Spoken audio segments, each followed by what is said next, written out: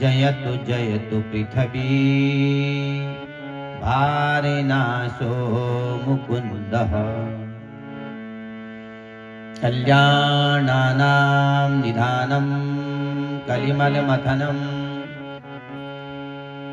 पावनं पावनानां पाथे जन्ममुक्षो सपदि परपदा प्राप्तये प्रस्थितस्य विश्राम स्थान एकं कपिवरवचसं जीवनं सज्जनानां बीजं धर्मं द्रुमवस्तु प्रभवतु भवता भूतैरामिनामः भूतैरामिनामः।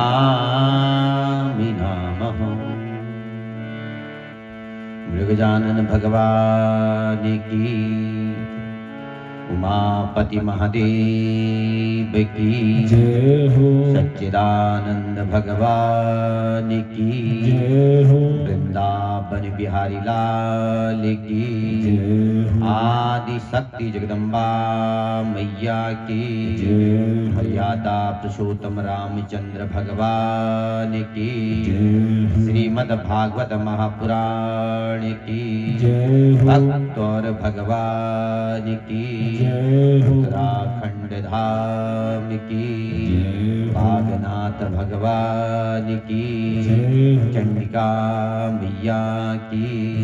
ओम नमः पार्वती पते हरे हरे हरे महादेव।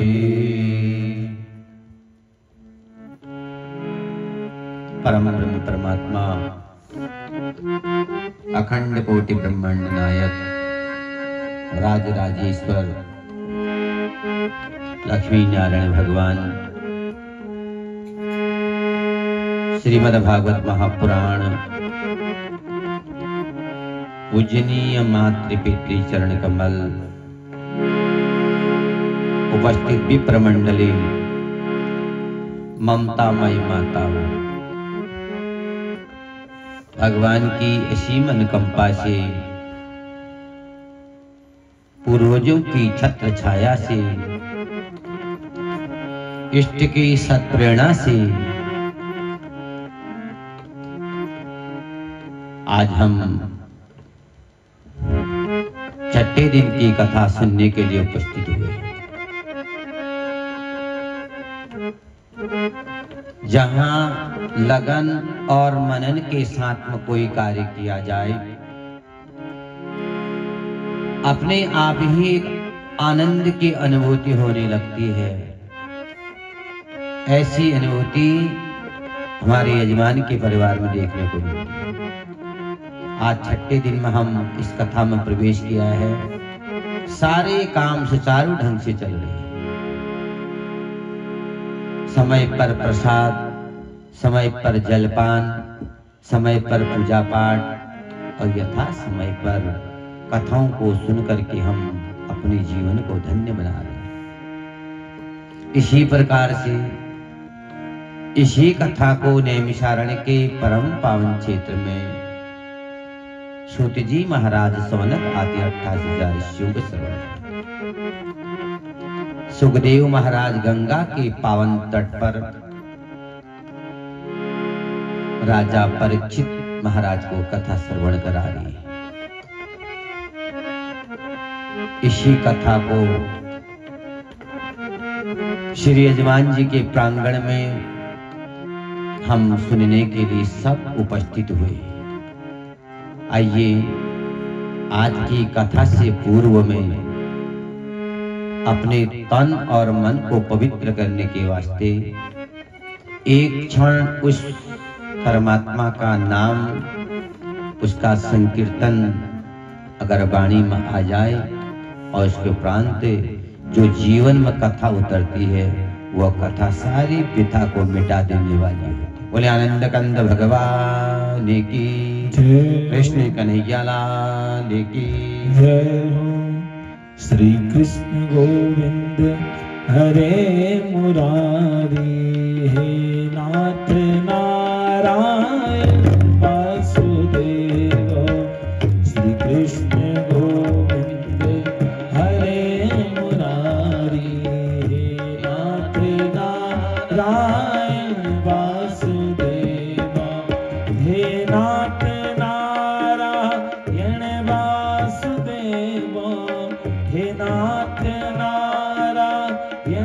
वासुदेव हे नाथ नारायण वासुदेव हे नाथ नारायण वासुदेव।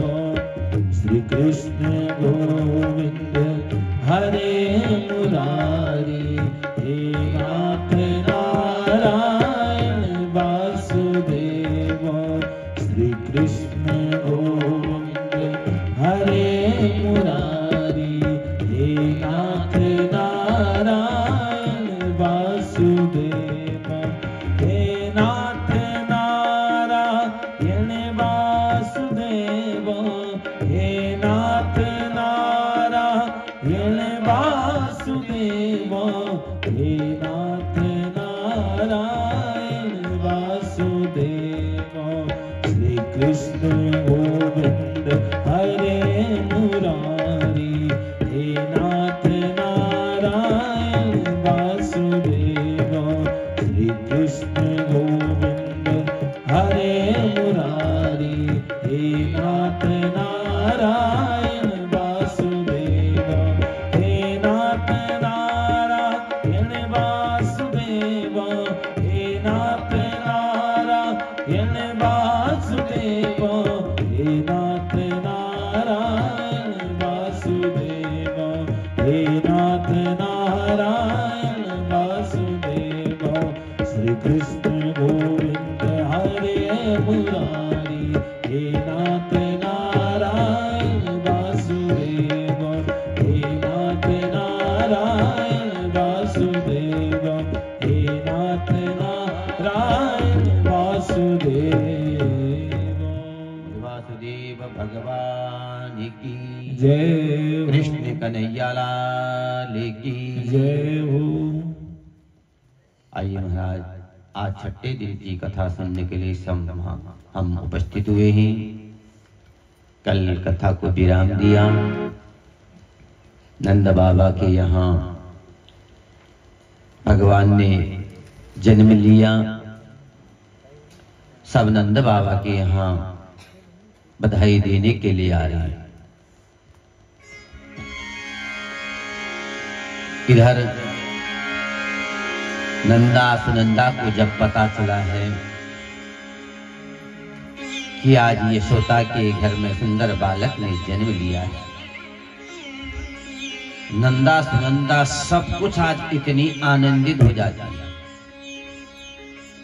क्योंकि जब परमात्मा प्रगटते हैं तो वहां का रूप रेखा ही चराचर प्राणियों को आनंद आने लगता है। वहां मंद सुगंध हवा चलने लग गई। यमुना मैया कल कल छल छल की आवाज में मौज मस्ती करती हुई लहराती है कि आज मेरे प्रभु ने पृथ्वी पर भूभार उतारने के लिए अवतार लिया है। यहाँ की पशु पक्षी भी मानो कि भगवान का स्वागत के लिए अपने अपने भाषाओं में भगवान का कीर्तन कर रही है। नंद बाबा प्रातः काल संध्या वंदन से निवृत्त हुए अनेक प्रकार का दान दिया है कि आज मेरा घर धन्य हुआ, मेरा धन पवित्र हुआ, क्योंकि प्रभु ने मेरे घर में बालक के रूप में आज प्रगटे हैं, जन्म लिया है। सभी को, किसी को गौदान दिया है, किसी को रत्नों का ध्यान दिया है, अनेक प्रकार का दान देकर के बड़े आनंदित हुए। और इधर जो कंस को आकाशवाणी सुनाई दी,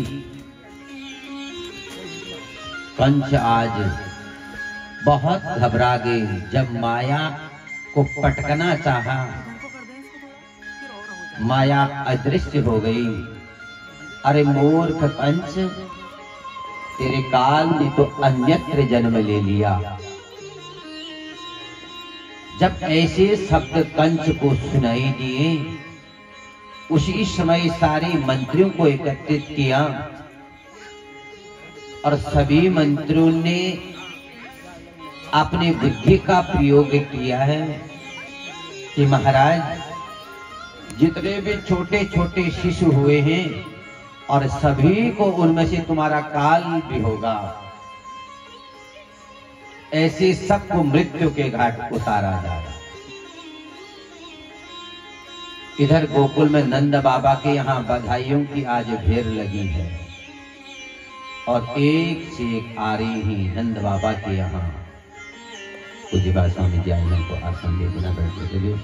बोले आनंद कंद भगवान की। और देखते देखते आज नंद बाबा यशोदा सभी का आदर स्वागत कर रहे हैं और सभी को आनंदित होकर के सब बधाइयां दे रही हैं। नंद बाबा आज बहुत आनंदित हैं।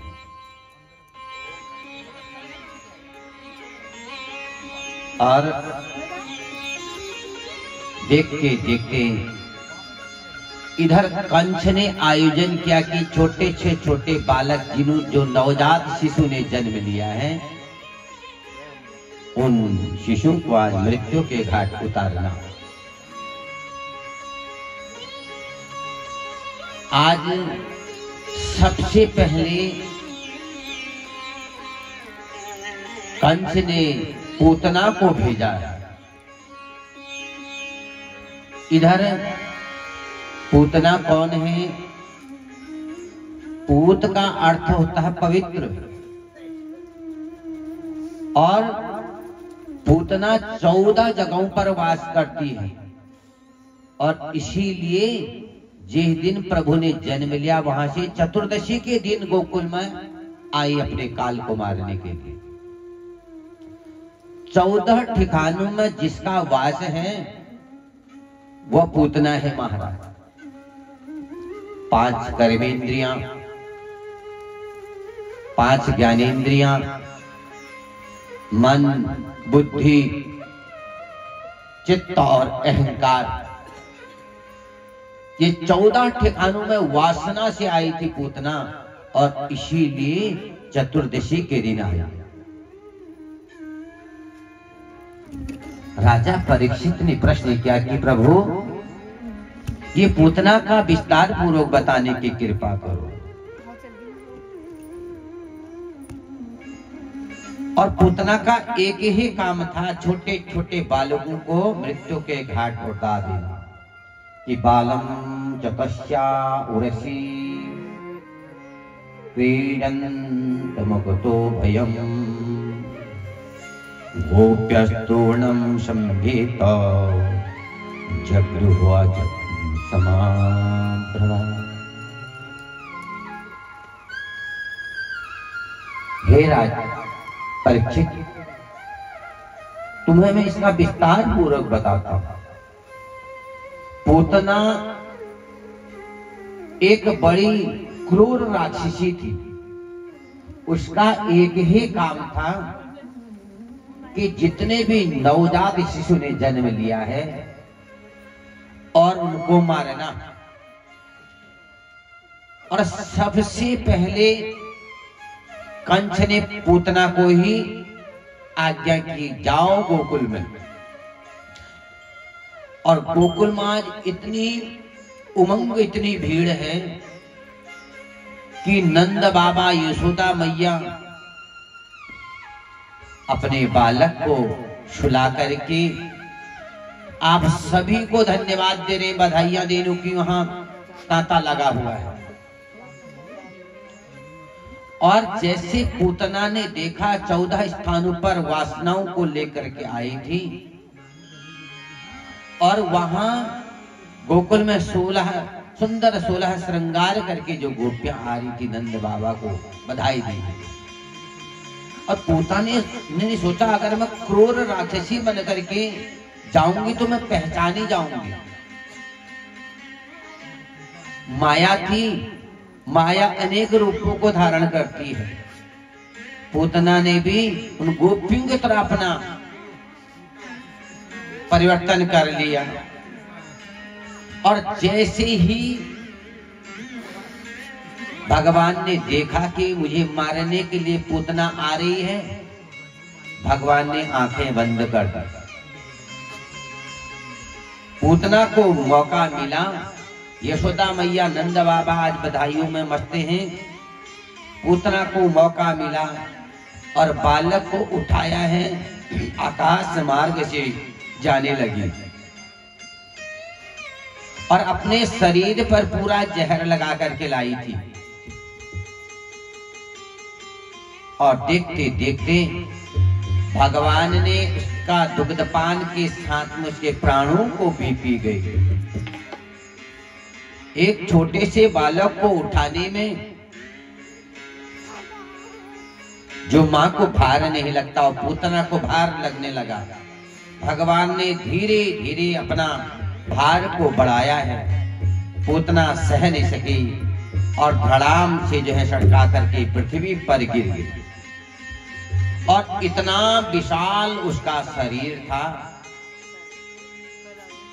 कई योजन तक उसका विस्तार शरीर था। जब यशोदा मैया ने देखा कि मेरे लाला जाग तो नहीं रहे हैं, अंदर देखा कि जो सुला रखा वह पलने में है ही नहीं आज, और हाहाकार मच गया। सभी लोग विलाप करने लग गए और देखते देखते सभी ने देखा, चारों तरफ से देखा कि भगवान तो पूतना के गोद में खेल रहे हैं। और देखते देखते आज यशोदा आदि सब गए, अपने बालक को लाए हैं और लाकर के सबसे पहले कहा कि कहीं से नजर तो न लग जाए, और गौ माता के गौशाला में ले गए हैं।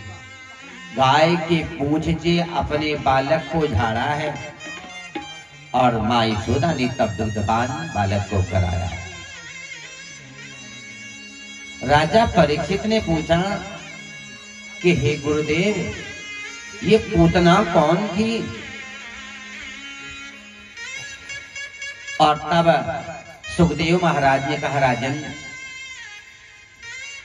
जब राजा बलि भृगुकच्छ नामक यज्ञ कर रहे थे और वो यज्ञ अगर पूर्ण हो जाता तो आज स्वर्ग पर वह चढ़ाई करते, स्वर्ग पर उनका अधिकार हो जाता। और अदिति ने, हे राजन, तुम्हें मैंने पहले बता दिया,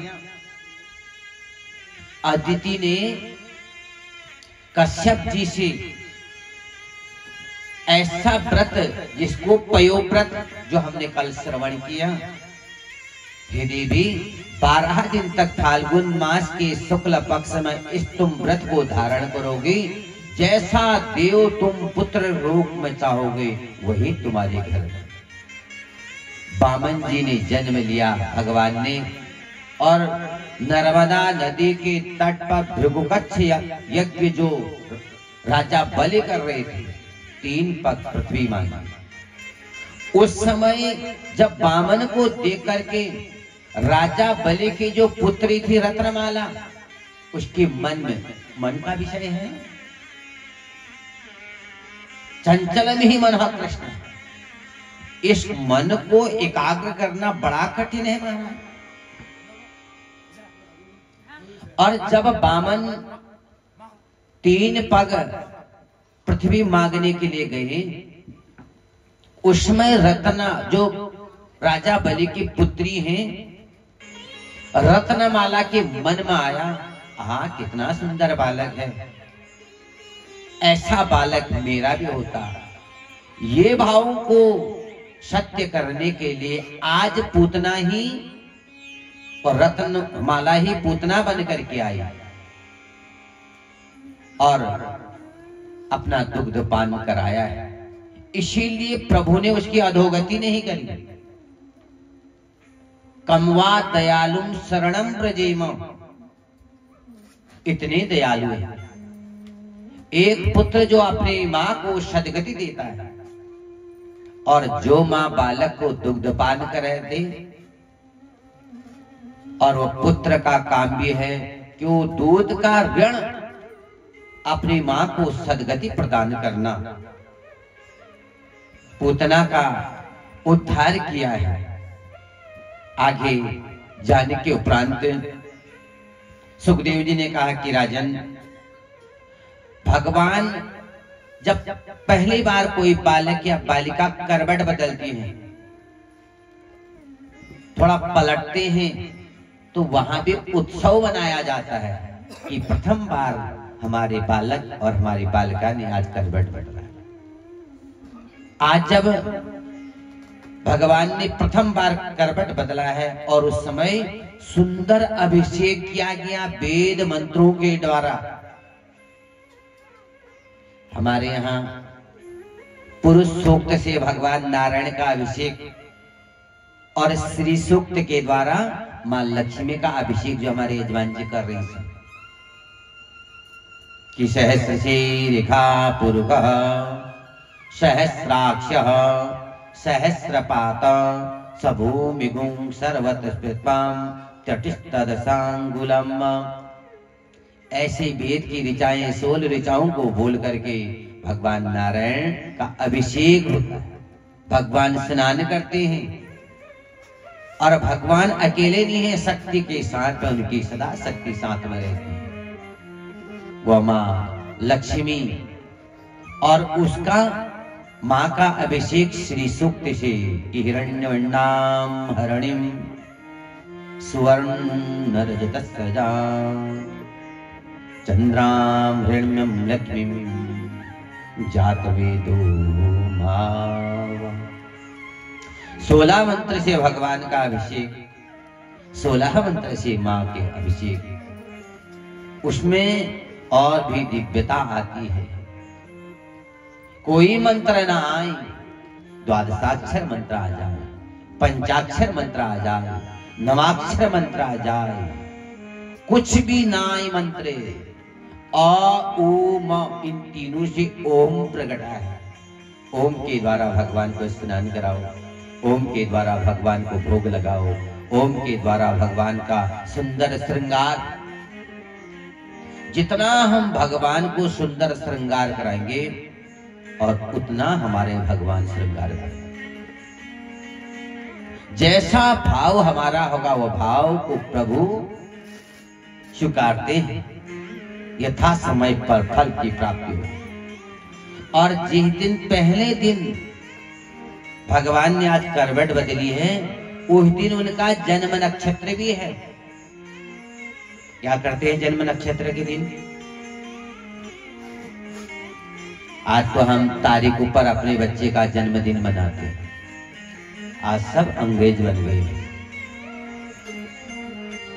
हमारे यहाँ जन्म नक्षत्र, जब बालक जन्म लेता उसका नक्षत्र याद होना चाहिए। 27 नक्षत्र होते हैं अश्विनी से लेकर के रेवती पर्यंत।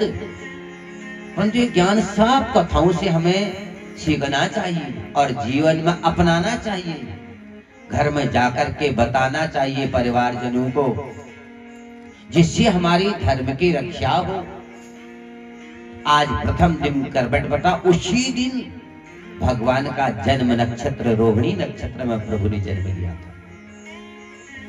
सभी आनंदित हो गए, अभिषेक किया और अभिषेक के उपरांत भगवान का सुंदर श्रृंगार के उपरांत भगवान को एक छड़के से सुला दिया। मैया का काम बहुत है घर में, घर की देख, आने जाने वालों का स्वागत करना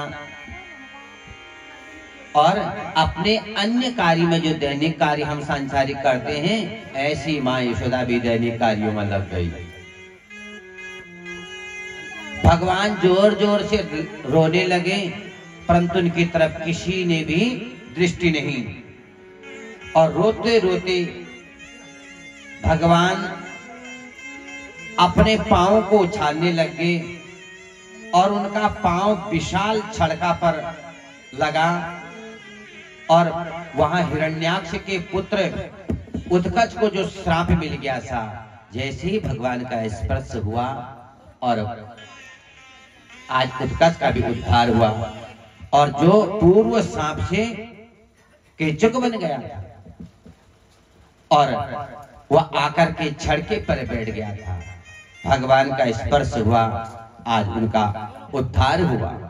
यह घटना देख करके सभी ग्वाल बाल गोप सभी आज बड़े भयभीत हो गए कि एक छोटे से नन्हे से अभी तो इनके संस्कार भी नहीं हुए हैं, और जब से इसने गोकुल में जन्म लिया तब से बहुत उत्पात मच रहा, और सब घटनाओं को देख करके व्याकुल हो गए। विद्वान ब्राह्मणों को आमंत्रित किया गया। वेद के मंत्रों का, वेद श्रुति कहते हैं वेद को, ये वेद के मंत्रों की आवाज जहां तक जा रही हो, उन कानों तक भी अगर ये मंत्र पढ़ जाते हैं तो महाराज उनके भी आध्यात्मिक, आदि दैविक, आदि भौतिक 3 प्रकार के तापों का नाश हो जाता है। और सुंदर विद्वान वेद पाठी ब्राह्मणों को बुलाया गया। नंद बाबा उनके चरणों में बैठ करके हाथ जोड़ने लग गए। हे ब्राह्मण देवताओं, जब से हमारे यहाँ बालक ने जन्म लिया है और तब से न जाने बहुत प्रकार का संकट, अरे प्रभु तो संकट को निवारने वाले हैं। प्रभु ने कहा कि मैंने पृथ्वी पर आया हूं और जिनको जिनको पूर्व मैंने वचन दिए हैं उन वचनों को निभाना मेरा परम कर्तव्य है। और भगवान ने छोटे से नन्हे से शिशु में पूतना का उद्धार किया और केचुक का उद्धार किया, जो पूर्व श्राप से छड़क के में बैठ गया था। स्पर्श होते उद्धार। विद्वान ब्राह्मणों ने उसकी शांति कराई है। मंत्रों में इतनी सत्य कल बताया ना कि ते मंत्रा ब्राह्मणाधीनम तस्मात् ब्राह्मण देवता। कल बताया ना कि ते मंत्रा, मंत्र के अधीन देवता है महाराज। जो जिस भाव से जो मंत्र को बोलता है उसका अवश्य में प्रभाव देवता उस रूप में आकर के, वो मंत्र में इतनी शक्ति है। हमने ये 7 दिन तक देवताओं को बुला रखा है यहाँ, और नित्य उनका पूजन, उनको षोडशोपचार से धूप दीप नैवेद्य फल तांबूल दक्षिणा आदि सभी नित्य चढ़ा रहे हैं, क्योंकि हमने उनको बुला रखा है। और जब हमारा यज्ञ संपन्न हो जाएगा उसके उपरांत हम कहेंगे कि गच्छ गच्छ सुरश्रेष्ठ स्वस्थाने परमेश्वर यत्र ब्रह्मादियो देवा तत्र गतासन। कि हम इतने सामर्थ्यवान नहीं हैं कि नित्य भगवान को हम, जिनको बुला रखा है, नित्य इतना षोडशोपचार से पूजन कर सकते।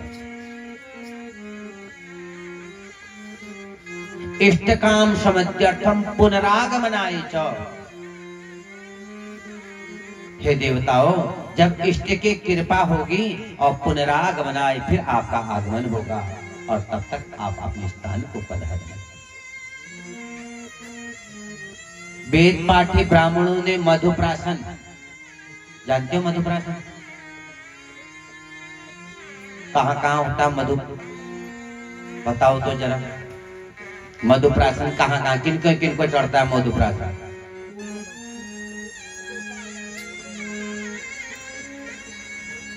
तीन जगह मधुप्राशन होता है। कल पड़ोस में विवाह देखा होगा ना आप लोगों ने, गए होंगे आप लोग, तो वहां जब वर पक्ष वाले और कन्या पक्ष वाले बैठते हैं ना, तो वहां कहते हैं कि मधुपर को मधुपर को मधुपर कहा। क्या मिलाते हैं इसमें? शहद, घी और तीसरा बताओ,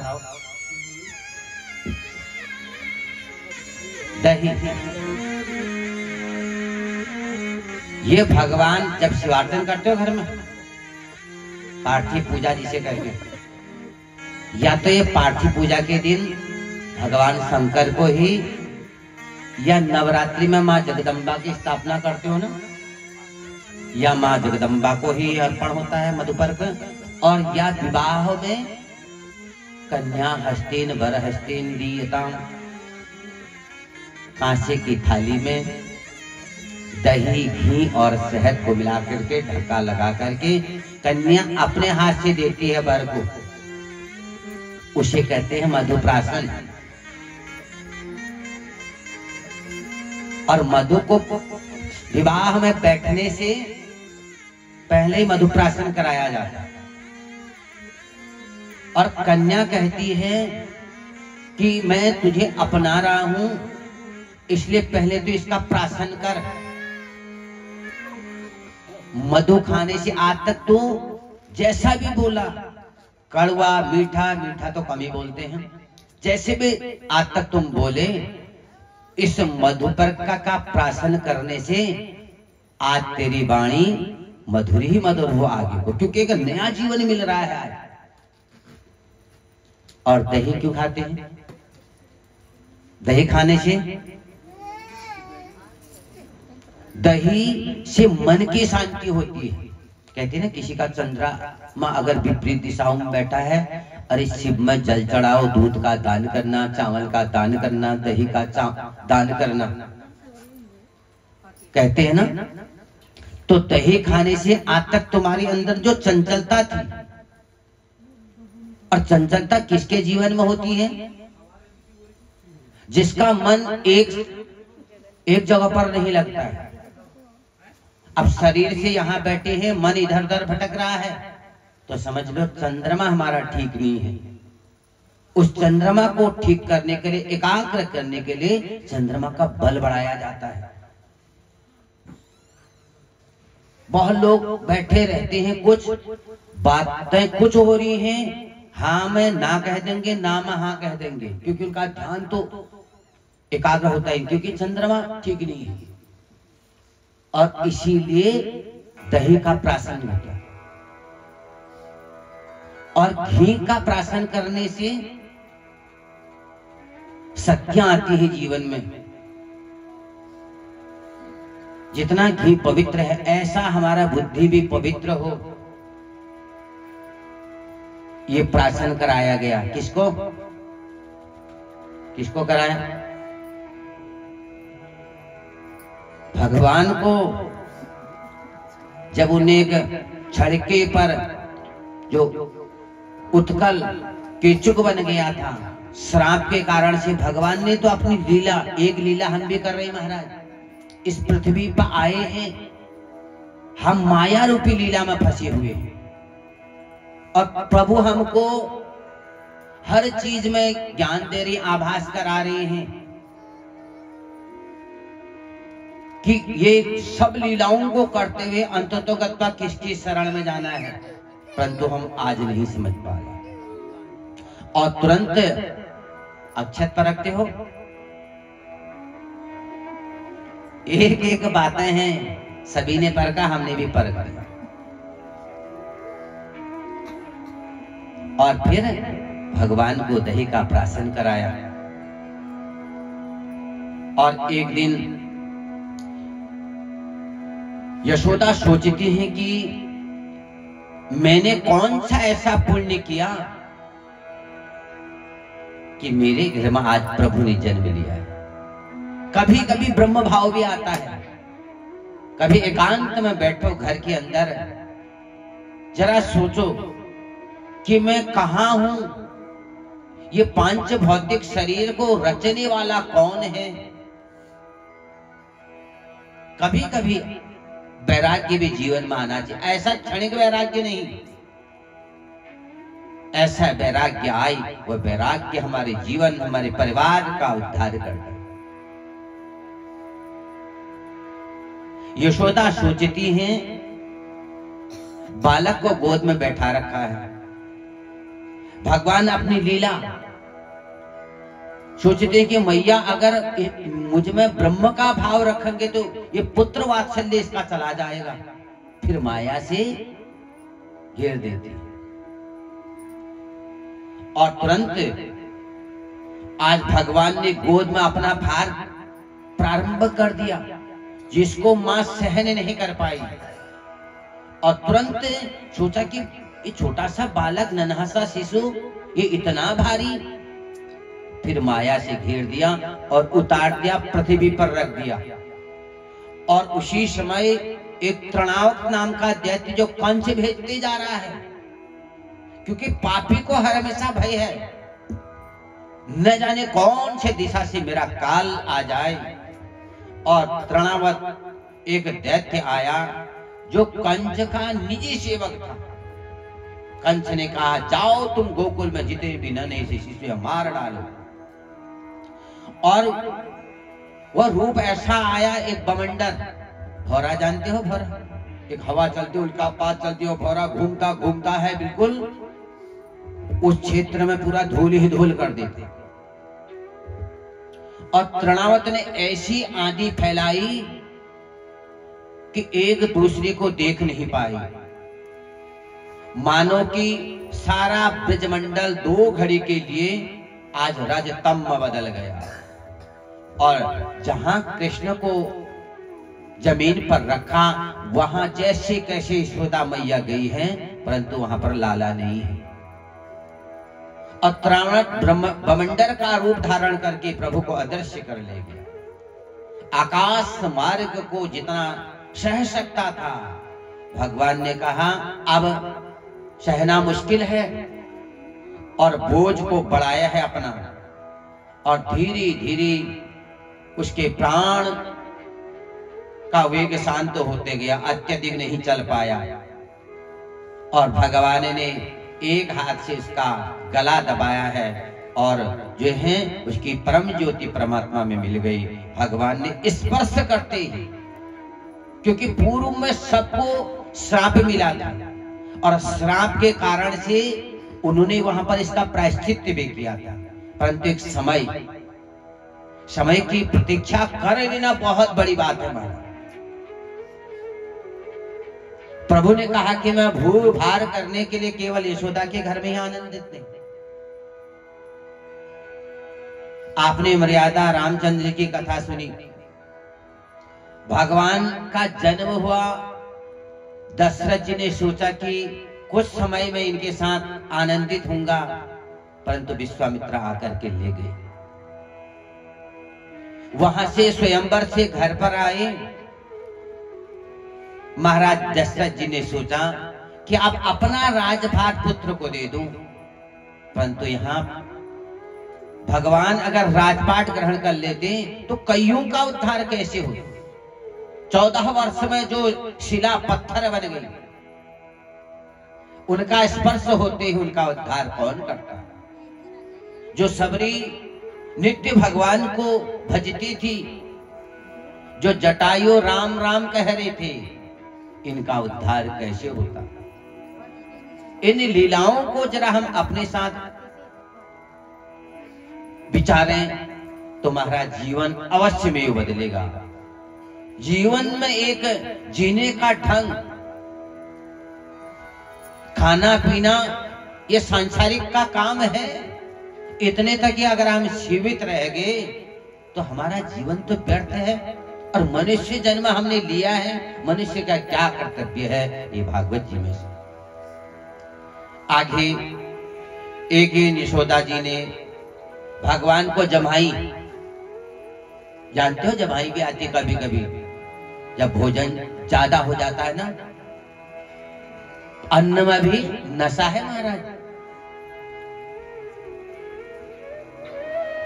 किसी को अन्न खाने से तुरंत बिस्तरा चाहिए, कोई टहलने चले जाते हैं, और किसी को नींद आ जाती है। अन्न में नशा है महाराज। तो इसलिए कैसा अन्न जो प्रभु को भोग लगाया गया, ऐसे प्रसाद को पाने से, प्रसादे सर्व दुखा नाम, ऐसा प्रसाद पाने से सारी दुख कष्ट सब व्याधियां दूर हो जाता है। भगवान को प्रथम बार जमाई आई है। यशोदा मैया ने सोचा कि आज बालक को नींद आ रही है, और जैसे ही भगवान का मुख खुला है, और उस मुख में क्या देख रही, आकाश, ग्रह, नक्षत्र, तारे, सारा ब्रह्मांड को मुख के अंदर देख रही कि मेरा बालक है, क्या है, मैं क्या देख रही हूं। देखते देखते विष्णु और माया, भगवान ने ऐसी माया रची कि देखा हुआ भूल गई मां। कहीं भगवान सोचते हैं कहीं इसको जो पुत्र का प्रेम है वह ना मिल पाएगा, ब्रह्म का प्रेम मिलने लगेगा तो ये मुझे फिर पुत्र नहीं मानेगी। और भगवान ने अपनी माया, और तुरंत ही मां घबरा गई और मां ने आंखें बंद करी। जैसे आंखें खोली हैं, पूर्व जैसे एक स्वप्न हम देखते हैं और स्वप्न से जब जागते हैं स्वप्न सब मिथ्या। ये है प्रभु की माया। इस माया से बचने के लिए नित्य प्रभु की कथाएं, प्रभु का भजन हम अगर सुनते रहें, कीर्तन करते रहें, तो धीरे धीरे माया से हम परे होकर के और भगवान का सामीप्य प्रदान कर सकते हैं। इतनी लीलाएं प्रभु ने कर ली, अभी संस्कार नहीं हुए हैं। बहुत दिन व्यतीत हो गए। गुरुजी को पता चला मेरे यजमान के घर में बालक ने जन्म लिया है, और आज गुरुजी अपने यजमान के घर में गए हैं गर्गाचार्य जी। जैसे नंद बाबा को पता चला, अरे मेरे गुरुजी ने, मैंने बिना आमंत्रित दिए मेरे गुरुजी मेरे घर में आ गए, और तुरंत ही अपने काम काज को छोड़ करके और मार्ग से उनके साष्टांग चरण में प्रणाम किया। है गुरुदेव, आपका आशीर्वाद आज फलीभूत हो गया है, मेरे घर में बालकों ने जन्म लिया है, और आपने आज हमारे ऊपर कृपा करी कि आप हमारे घर में आ गए, और इन बालकों का आप नामकरण, इससे भी 2 संस्कार पहले हैं वह आज लुप्त हो गए।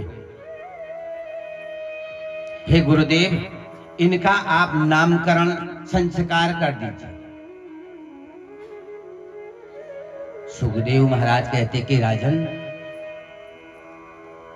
जब गर्गाचार्य जी ने पूछा कि नामकरण विधि के द्वारा करना है या शॉर्ट करना है,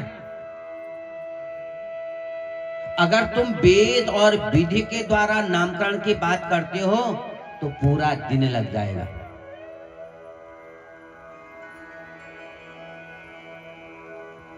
नंद बाबा ने स्वीकृति दे दी, गुरुदेव ये संस्कार का लोप मत करना, ये संस्कार विधि के द्वारा पूर्ण आप करना। और आज गर्गाचार्य जी सोचते हैं मैं इनके क्या नाम रखूंगा, उन नामों में गर्गाचार्य जी खो गए। आइए एक क्षण गर्गाचार्य जी जो आज सोचते हैं कि इनके तो हजारों नाम हैं और हजारों इनके काम हैं, और मैं क्या नाम बताऊंगा। नंद बाबा जब पूछेंगे, उन नामों में ही आज रम गए हैं। आइए उस नामकरण से पूर्व में गर्गाचार्य की समाधि लग गई और उन नामों का उच्चारण करने लग गए। नंद बाबा सोचते कि गुरुजी को आज क्या हो गया है। ऐसा खोया हुआ व्यक्ति ही परमात्मा को प्राप्त करता है। और आनंद कंद भगवान की जय हो। कोई कहे गोविंद, कोई गोपाला, कोई कहे गोविंद, कोई गोपाला, मैं तो कहूँ सांवरिया बांसुरी वाला, मैं तो कहूँ सांवरिया बांसुरी वाला। कोई कहे गोविंद, कोई नाम का उच्चारण हो रहा है। इन नामों के उच्चारण से अंदर के पाप नष्ट हो गोपाला, मैं तो कहूँ सांवरिया बांसुरी वाला, मैं तो कहूँ सांवरिया बांसुरी वाला। गोविंदा जय जय गोपाला, गोविंदा जय जय गोपाला।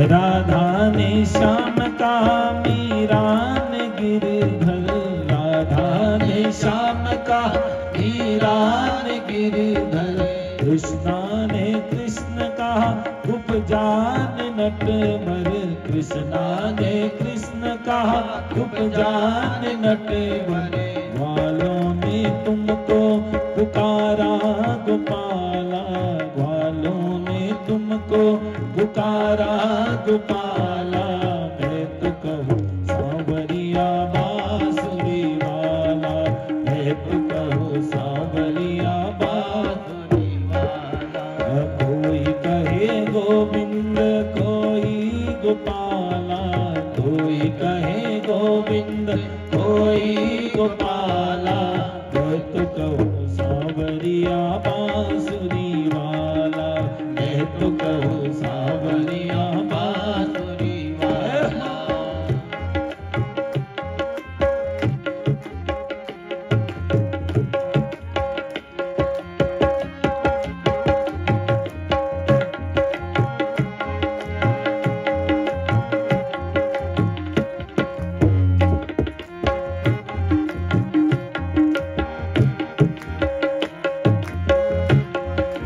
घनश्याम कहते हैं बलराम भैया, घनश्याम कहते हैं बलराम भैया, यशोदा पुकारे ओ कृष्ण कन्हैया, यशोदा पुकारे ओ कृष्ण कन्हैया, सूरा की आंखों के तुम हो उजाला, सूरा की आंखों तुम हो उजाला, मैं तो कहूँ सांवरिया बांसुरी वाला, मैं तो कहूँ सांवरिया बांसुरी वाला।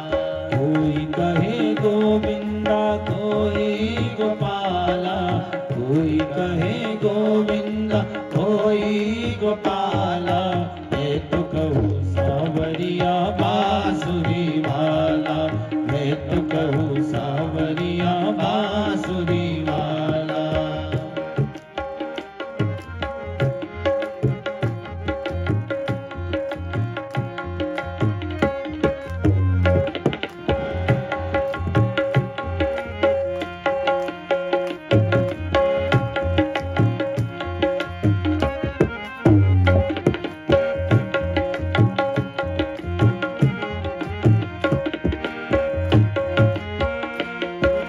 भीष्म ने बनवारी अर्जुन ने मोहन, भीष्म ने बनवारी अर्जुन ने मोहन, छलिया भी कह करके बोला दुर्योधन, छलिया भी कह करके बोला दुर्योधन, कंसा तो जल करके कहता है काला, कंसा तो जल करके कहता है काला, मैं तो कहूँ सांवरिया बांसुरी वाला, मैं तो कहूँ सांवरिया बांसुरी वाला।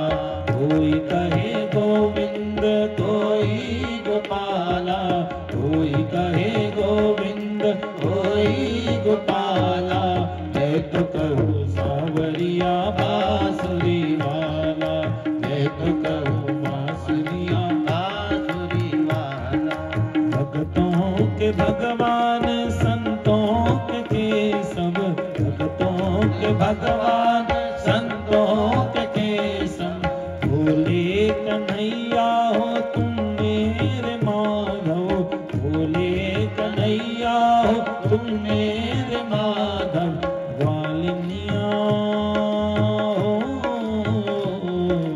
ग्वालिनिया तुमको पुकारे नंदलाला, मैं तो कहूँ सांवरिया बांसुरी वाला, मैं तो कहूँ सांवरिया बांसुरी वाला।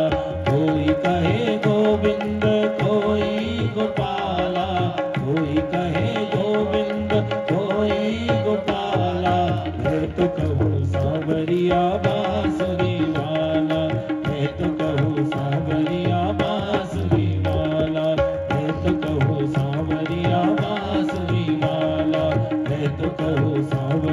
बांसुरी वाला। बोले कृष्ण कन्हैया लाल की जय हो। आज गर्गाचार्य जी नामकरण करने के लिए गए। जब विचार करने लग गए कि इनके नाम मैं क्या रखूं, उन नामों का उच्चारण करते करते समाधि में खो गए।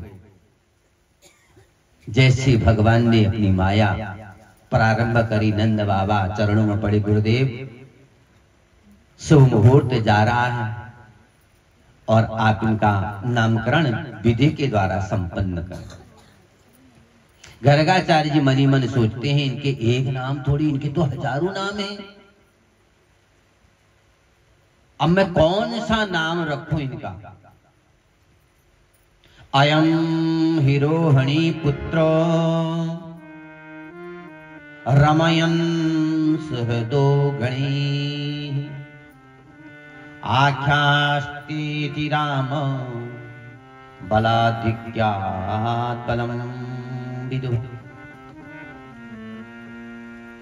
नामकरण की विधि कराई गई, नाम सुनाया। हे नंद बाबा, ये जो रोहिणी का पुत्र है, इसलिए इसका नाम एक रोहिणी भी होगा और दूसरा नाम इसका राम होगा और तीसरा नाम इसका बल अधिक होने से इसका नाम बलराम होगा। बलराम भगवान की। और जो ये दूसरा सांवला बालक है, हे नंद बाबा, इसका नाम जरा उठपटांग होगा। कौ के नीचे र और कृष्ण नाम इनका होगा। हे नंद जी, ये जो तुम्हारा पुत्र है, कभी इन्होंने वासुदेव के घर में जन्म लिया। देखो, ज्योतिष अपने में मुखम व्याकरणम तस्य ज्योतिषम नेत्रमुच्यते। जिन्होंने व्याकरण पढ़ी होगी ना, उनके आगे कैसा कठिन सूत्र, कैसा कठिन श्लोक आप दे दो, उसके तोड़ मरोड़ करके उसका अर्थ निकाल दो। और वैसे ही ज्योतिषी के आगे आप कुंडली लेकर के जाओ, ज्योतिषम नेत्र मुच्यते, आंखों से एक बार ग्रहों को देखते हुए पूरी उसका इतिहास बताता। ये ज्योतिषियों का काम है। और आज कह रहे कि ये पहले कभी वसुदेव जी के इन्होंने घर में जन्म लिया है। इस रहस्य को कोई भी नहीं जानता है और इसलिए इनका एक नाम होगा वासुदेव। बोले वासुदेव भगवान की। हे नंद बाबा, ये साक्षात नारायण के समान है और इससे जिसका मन लग जाता है, स्वायाभ्यंतर शुचि, वह बाहर और भीतर से पवित्र हो जाता है। एक बार इन नामों को जो जीवन में उतार करके सदा इन्हीं नामों का चिंतन करता है, उसके अंतःकरण को परमात्मा पवित्र कर देते हैं। इतना करते हुए आज नंद बाबा प्रसन्न हुए। सुंदर स्वादिष्ट पकवान बनाए गए। हे गर्गाचार्य जी, इस प्रसाद को आप पाएं पहले, उसके उपरांत जितने भी इष्ट मित्र हैं वो पाएंगे। गर्गाचार्य जी की थाली सजाई गई। गर्गाचार्य जी जैसे ही अपने प्रभु को भोग लगाते हैं तो प्रभु तो उस भोग को जूठा कर देते। नंद बाबा निवेदन करते हैं, गुरुदेव आपने प्रसाद पा लिया, कहा कि तुम्हारे कनुआ ने भोजन जूठा कर दिया।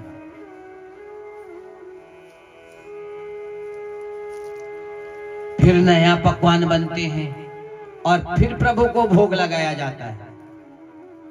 अरे प्रभु तो सामने उपस्थित हैं, जब भोग लगा रहे हैं तो आएंगे और बार बार जूठा कर देते हैं। आज गर्गाचार्य की बुद्धि भी हरण हो गई है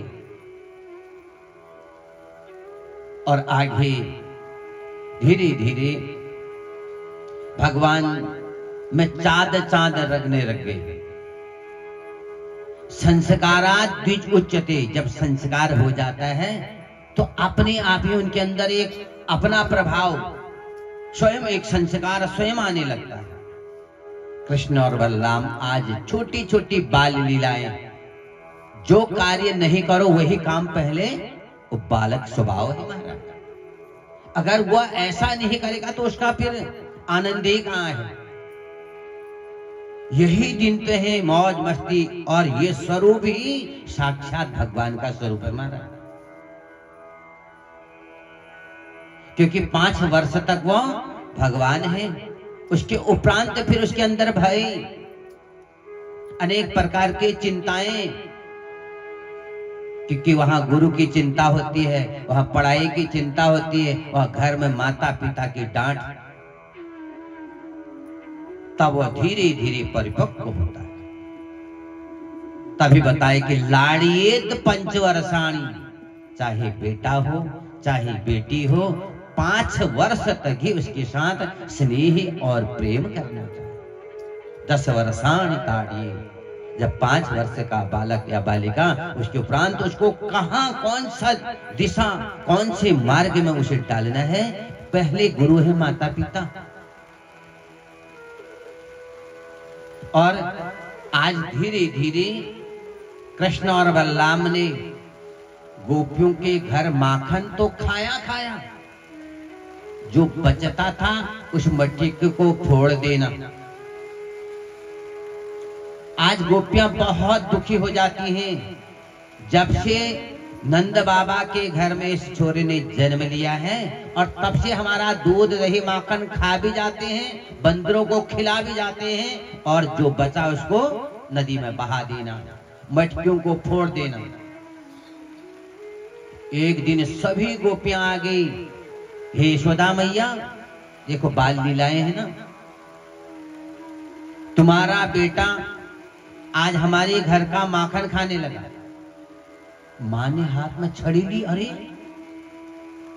इसलिए तुझे जन्म दिया है, तो ऐसा निंदनीय कार्य करेगा। और गोपियां चाहती थी हमारे घर का माखन भी खाएं और हम शिकायत भी करें, से दंड भी मिले। और कौन सा माखन प्रभु ने गोपियों का खाया कि ब्रजे वसंतम नवनीत चौरम गोपांगनानां चदुकूल चौरम अनेक जन्मार्जित पाप चौरम चौरादिगण्यम पुरुषम नमामि। अनेक जन्मार्जित पाप चौरम, क्या प्रभु के घर में माखन नहीं था? अनेक जन्मों का पाप प्रभु ने हरण किया। जब तक जीवन में वासना रहती है तब तक प्रभु के साथ मिलन नहीं होता। अभी बताया ना, पूतना चतुर्दशी के दिन ही क्यों आई कि 14 जगहों पर वासना थी, और जब तक ये वासनाओं का नाश नहीं होता है तब तक गोपियों का मिलन प्रभु से हो। कई जन्मों से प्रभु को भज रहे थे, और प्रभु ने कहा कि आज तुम्हारे से हमारा मिलन होगा, परंतु तुम्हारे अंदर अभी भी वासनाएं हैं। इन वासनाओं को अनेक जन्मार्जित पाप चौर्यम चौरादिगण्यम पुरुषम नमामि। अनेक जन्मों का वासना अगर तुम्हारे अंतःकरण में रह गई है, उनका मैं हरण करता हूं। ये माखन चोरी लीला थी। प्रभु तो जिसको अपनाते हैं उसका सर्वस्व हरण कर लेते हैं, और तब प्रभु के साथ उसका मिलन होता है। और आज देखते देखते अनेक खेल किए, और और पूर्व जन्म नंद बाबा एक श्रेष्ठ वसु थे, उनका नाम द्रोण, उनकी पत्नी धरा थी और पृथ्वी पर जन्म लेने के बाद उन्हें पता थी और धरा आज यशोदा रूप में आई और नंद बाबा की पत्नी बनी। ब्रह्मा जी ने उनको आशीर्वाद दिया कि तुम्हारे घर में ही प्रभु भूभार को हरने के लिए जन्म लगे। और एक दिन सुखदेव महाराज कहते कि राजन, आज अनेक प्रकार के, एक कह रहे कि परीक्षित एक बार यशोदा मैया दधी मथ रही थी और उसी समय कृष्ण को भूख लगी और दूध मांगने लगी, मुझे दूध दो। मां ने अपना दही मथना छोड़ करके दुग्ध पान कराया है और वहीं बगल पर अगेठी पर दूध को गर्म करने के लिए रखा था और मां यशोदा की अकस्मात दृष्टि पहुंची कि कहीं दूध उफान तो ना आ जाए और तुरंत बालक को नीचे रखा और दूध को, और इससे आज भगवान कृष्ण बहुत क्रोधित हो गए कि अधूरे से मेरे को छोड़ करके चले गए। और उसी समय छड़के में चढ़ करके जितना माखन था सब गिरा दिया, ग्वाल वालों को एकत्रित किया, माखन की मटकियां फोड़ दी। यशोदा आई दूध को उतार करके देखा कि जहां मैंने अपने बालक को रखा यहां बालक नहीं है और देखा कि आज छड़के पर चढ़े हैं, जितनी मटकियां दूध दही की थी सब उतार दी नीचे, कई फोड़ दी। और देखते देखते आज मां को क्रोध आ गया और सोचा कि अब इसके पांव चलने लग गए, अब इसको ओखले में बांध दूं। आज तो नहीं बांधा जाता ना, जब पहले से मां के पास बहुत काम होता, घर के कामकाज कैसे किए जाए, तो बालक के पांव को बांध देती थी मां और उतने देर वो रोए कुछ करे और तब तक अपने दैनिक कार्य को मां कर लेती थी। यशोदा ने भी सोचा कि आज बालक को मैं बांध करके अपने घर के कामकाज, ये बहुत ज्यादा आज अड़ोस पड़ोस में जो भी है सबके वहां से आज इसकी शिकायतें आ रही हैं और इसलिए ओखल से इसको बांध, हाथ में छड़ी ली और रस्सी ली और आज प्रभु भय के मारे भागते हैं, जो एक सांसारिक लीला प्रभु कर रहे हैं।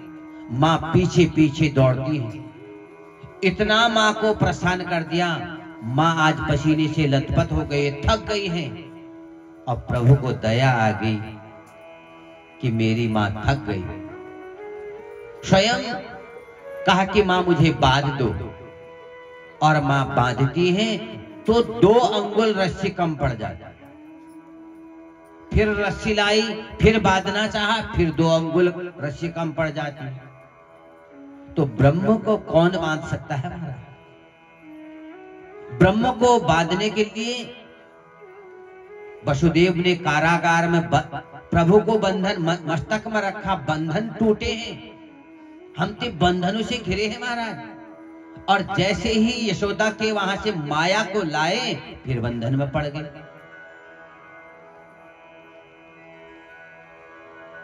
और तुरंत आज प्रभु को बांधना चाहा और 2 अंगुल रस्सी कम पड़ जाता। प्रभु ने सोचा कि मैंने अपनी लीला, अब मां थक गई, स्वयं प्रभु बंध गए, प्रभु को कोई भी नहीं बांध सकता। आगे जाने के उपरांत आज यशोदा घर के कामकाज मस्त थी, उखल में बांध दिया और सोचा कि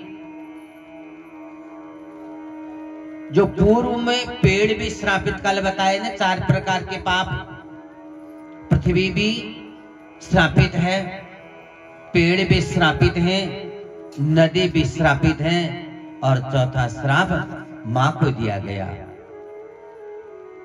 इस श्राप को सत्य करने के लिए आज प्रभु ने अपनी लीला रची।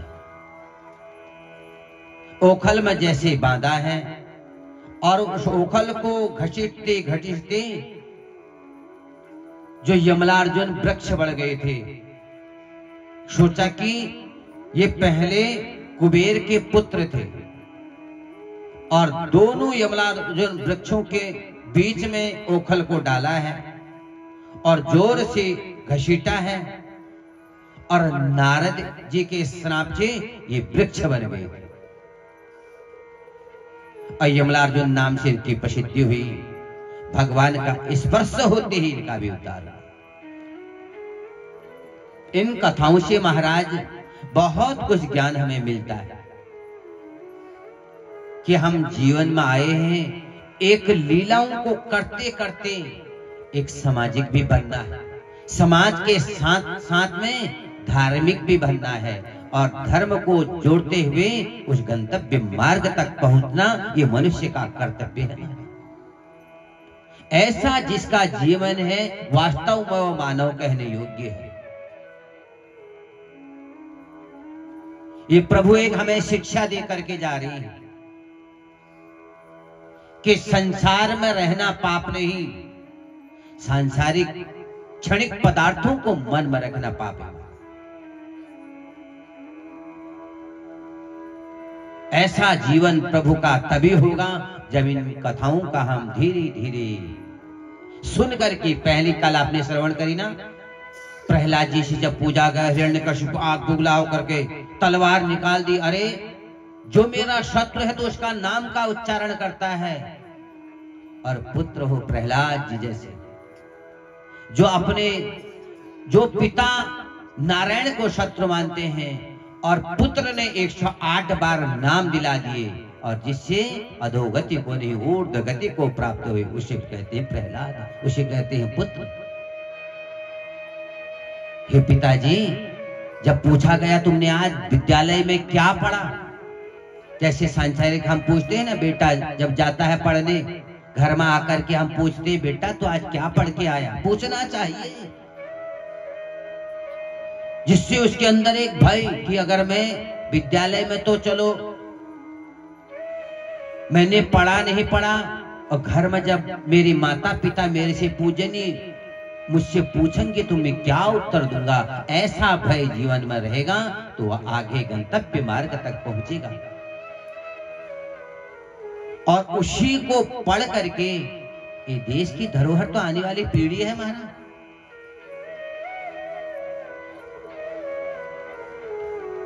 इस देश का भार आने वाली पीढ़ी के कंधों में है।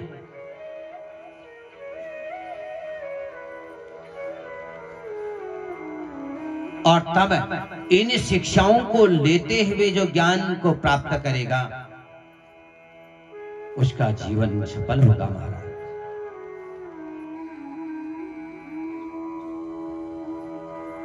हमारे जो विषय हैं उन विषयों को भी पढ़ें।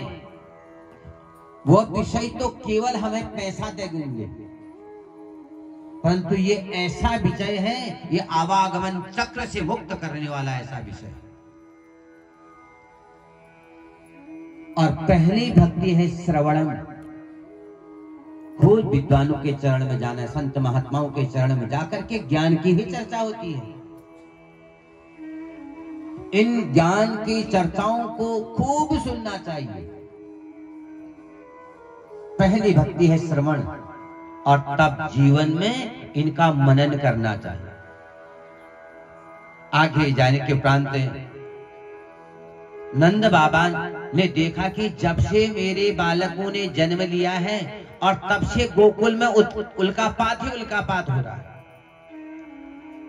इसलिए स्थान को छोड़ देना चाहिए।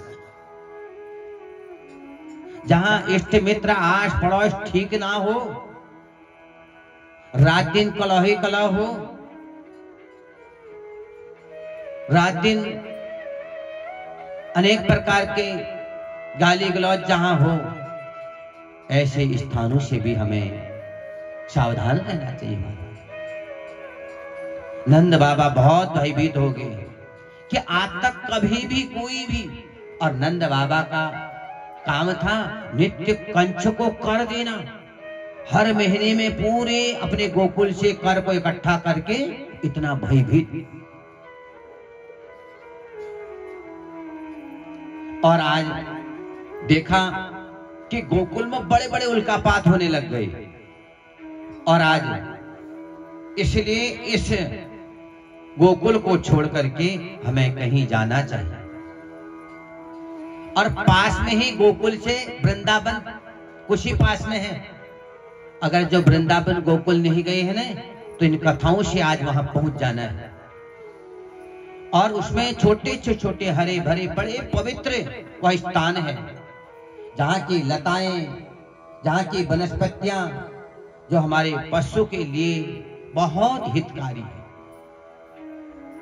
और एक दिन आज सड़कों पर जितना भी दूध, माखन, दही, खाने पीने की सब सामग्री इकट्ठी करी गई, बाल बाल बछड़ों को लेते हुए वृंदावन की ओर चले हैं, और जाते हुए बड़े झूम रहे हैं मौज मस्ती में। आज उस वन को देख करके,